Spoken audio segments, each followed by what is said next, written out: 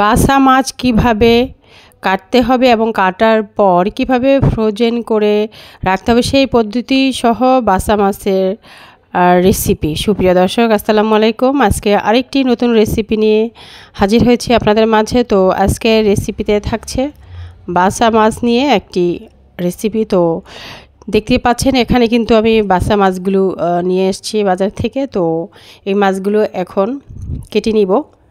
তো বাসা মাছ যেভাবে কাটতে হয় মোটামুটি আমরা কিন্তু সবাই জানি, তারপরও আমি যেহেতু আজকে কেটে নিচ্ছি তো সেটাই আপনাদের সাথে শেয়ার করছি। তো মাথার দিকটা, এখানে কান দুই পাশে এবং মুখের দিকটা প্রথমে কেটে নিতে হবে। তো সেভাবেই কেটে নিলাম এবং এই যে পিঠের দিকে একটা কাটা টাইপের আছে এটা কেটে নিতে হবে এবং মাথার দুই পাশে যে একটা কাটার মতো কিন্তু আছে ওইটা কেটে নিতে হবে। তারপরে মাথার সাথে যে প্যাটির দিকে যে ময়লাটা, এটা হচ্ছে মাথার দিক দিয়ে হাত দিয়ে টেনে কিন্তু ফেলে দিতে হয়, যে দেখতে পাচ্ছেন যেমনটা কিন্তু আমি ফেলে দিলাম। তারপরে লেজের অংশটুকু কিছুটা ফেলে দিতে হবে। আর আপনার পছন্দ মতো আপনি আস্তেও রাখতে পারেন, আবার কেটেও নিতে পারেন। আমি কিন্তু মাঝামাঝি বরাবর একটা কেটে নিয়েছি, মানে একটা মাছকে আমি দুইটা টুকরা করে নিয়েছি আর কি। তো এইভাবে করেই কিন্তু আমি সবগুলো মাছ এখন কেটে নিব।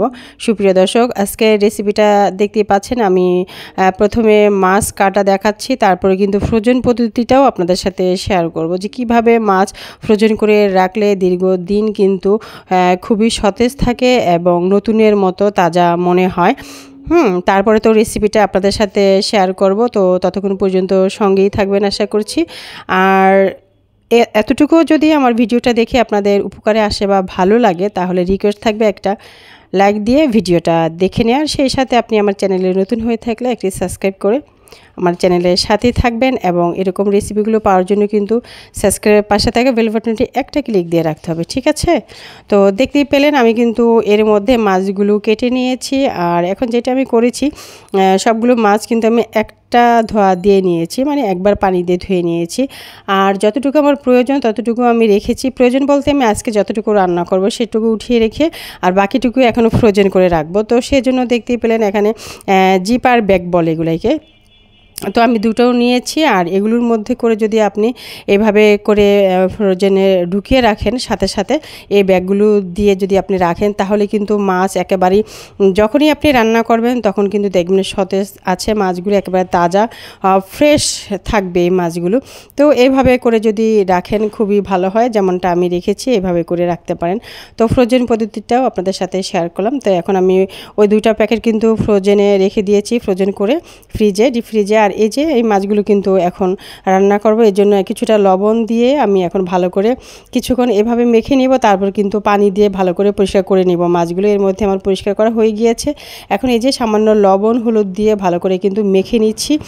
আর ভালো করেই মেখে নিতে হবে যাতে মাছের সবটা গায়ে যাতে লেগে যায়। আর এখানে চুলায় একটি ফ্রাই প্যানে বসিয়ে আমি সরিষা তেল দিয়ে নিয়েছি, এখন ভেজে নিব। আর কিছুটা লবণের ছিটা দিয়ে নিলে যেটা হবে, আপনার মাছগুলো কিন্তু প্যানের মধ্যে লেগে যাবে না। আর উল্টানোর সবাই খুবই সহজেই কিন্তু আপনি উল্টে নিতে পারবেন। আমার ভিডিওগুলো দেখলে আপনারা নিশ্চয়ই খেয়াল করেছেন বা খেয়াল করে থাকবেন, কোনো না কোনো টিপস কিন্তু আমি আমার রেসিপিগুলোতে ভিডিওগুলোতে শেয়ার করে থাকি, যেটা কিনা কারো না কারো কোনো না কোনো কাজে তো অবশ্যই লাগবে। তো আমার মাছগুলো কিন্তু ভাজা কমপ্লিট, এখন আমি মূল রেসিপিতেই চলে আসলাম। এজন্য ফ্রাই প্যানে আমি এখানে 1 টেবিল চামচ তেল দিয়েছিলাম, সরিষা তেল। আর মাছ ভাজার যে তেল ছিল অবশিষ্ট সেটা দিয়ে দিলাম সেটুকু। তো রসুনের কোয়া দিয়েছি আমি 4টা থেতো করে, আর পেঁয়াজ কুচি দিয়ে দিলাম প্রায় হাফ কাপ পরিমাণের মতো। আর বাদামি কালার না হওয়া পর্যন্ত এই পেঁয়াজ এবং রসুনটাকে ভেজে নিলাম। আর এখন এখানে পানি দিয়ে দিব সামান্য পরিমাণ, একটু নেড়ে নিয়ে এখানে মশলা, বেসিক যে মশলাগুলো আছে, যেমন এখানে হলুদের গুঁড়া, মরিচের গুঁড়া এবং ধনিয়ার গুঁড়া সে দিয়েছি, পরিমাণটা হচ্ছে হাফ চা চামচ পরিমাণের মতো। তো দিয়ে এখন আমি এই মশলাটাকে কিন্তু কষিয়ে নিব। তো এখানে মশলাটা একটু ভালো করেই কষাতে হবে। আর এই যে স্বাদ মতো কিছুটা লবণও আমি এখনই দিয়ে দিলাম, দিয়ে এখন কষিয়ে নিব। আর আজকের এই বাছা মাছটা হচ্ছে আমি ভুনা করছি। আর এই বাছা মাছটা কিন্তু আপনি অন্যভাবেও খেতে পারেন, টক দিয়ে একটু হালকা ঝোল রেখে এভাবে রান্না করলেও কিন্তু এই বাসা মাছের রেসিপিটা খুবই ভালো লাগে। আমি সেটাও করি, কিন্তু আজকে আমি ভুনা করব। আর আরেকটা জিনিস বলে রাখছি, যখন দেখবেন যে বাসা মাছটা একেবারে ফ্রেশ, কোনো গন্ধ করছে না, তো এখানে কিন্তু সরাসরি বাসা মাছটা এভাবেই ভুনা করে নেবেন, খুবই টেস্ট লাগে। আর যদি মনে হয় যে না একটু চাষের টাইপের বা কেমন একটু গন্ধ করে না অনেক সময়, তো সেই ক্ষেত্রে আপনারা এখানে ব্যালেন্সটা ঠিক রাখার জন্য বা স্বাদটা একটু বেশি ফিরিয়ে আনার জন্য টমেটো ব্যবহার করতে পারেন অথবা সস ব্যবহার করতে পারেন।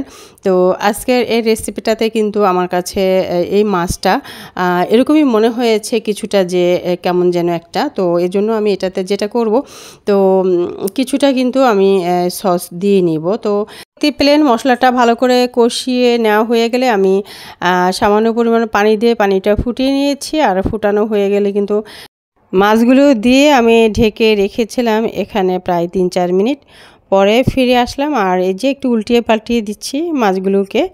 তো এভাবেই আমি রান্না করে নিব। আর এরপরে যেটা আমি করব, এখানে সামান্য পরিমাণে কিন্তু টমেটো সস কিছুটা দিয়ে নিব আর কাঁচামরিচ দিয়ে নিব আমি 2 থেকে 3টা।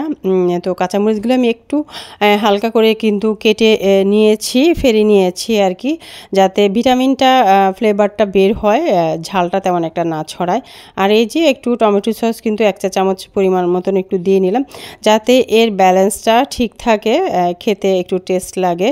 যেহেতু এই মাছটা আমার কাছে মনে হয়েছে একটু চাষের টাইপের ফ্লেভারটা মনে হচ্ছে, আমি লবণটা চেক করে যখন দেখেছিলাম, তো এই জন্য 1 চা চামচ টমেটো সস কিন্তু এখানে অ্যাড করে দিলাম। আর আপনারা যখন বাসা মাছটা রান্না করবেন, যদি আমার মতন এরকম টেস্ট করার পরে চাষের একটা ব্যাপার না থাকে, তাহলে আমি বলবো যেটা এখানে টমেটো সস দেওয়ার কোনো প্রয়োজন নেই। এর আগে যেই মাছটা বাসায় আনা হয়েছিল সেই মাছটা দিয়ে কিন্তু আমি কোনো প্রকার টমেটো সস দেওয়ার প্রয়োজন হয় নাই। এই বাসা মাছ কিন্তু নিজস্ব একটা টেস্ট থাকে, সেই টেস্টেই এনাফ রান্না করার পরে, আলাদা করে আসলে তেমন কিছু আর দেওয়ার প্রয়োজন হয় নাই। তো আজকে আমার মনে হলো যে না, এখানে একটু টমেটো সস দিতে হবে, তো সেজন্য আমি অ্যাড করে দিয়েছি এই আর কি। এখানে আমি কিছুটা ধনিয়া পাতা দিয়ে দিলাম, তবে এই রান্নাতে অবশ্যই ধনিয়া পাতা দিতে হবে। ধনিয়া পাতা দিলে রান্নাটা খেতে কিন্তু ভীষণ ভালো লাগে, টেস্ট লাগে। তো দিয়ে আরও 2-3 মিনিট আমি এভাবে রান্না করে নিয়েছি। যখনই রান্নাটা ফুটে আসছে আমি ঠিক তখনই কিন্তু নামিয়ে নিয়েছি। আর এই যে এখন সার্ভিসিং ডিশে সার্ভ করে নিয়েছি। সুপ্রিয় দর্শক, ভালো লাগলে অবশ্যই আমার চ্যানেলের সাথে থাকবেন। আর পরবর্তী রেসিপিতে ইনশাল্লাহ কথা হবে। ভালো থাকবেন সবাই, আল্লাহ হাফেজ।